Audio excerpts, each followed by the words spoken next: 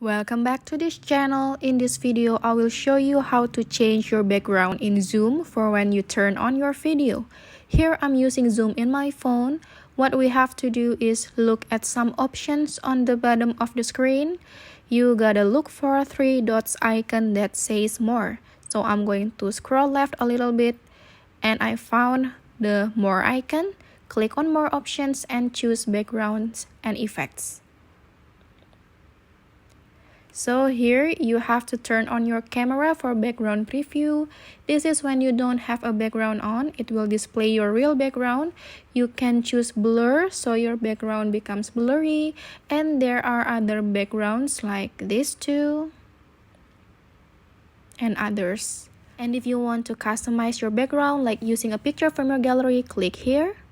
And then choose the picture on your gallery like this, and then click done over here, and then you will have a customized background for your phone. That's all. So thank you guys for watching. If you find this helpful, remember to like this video, subscribe to this channel, and you can also leave a comment if you have something you want to share to us, and I'll see you in other tutorial videos from this channel. Bye guys.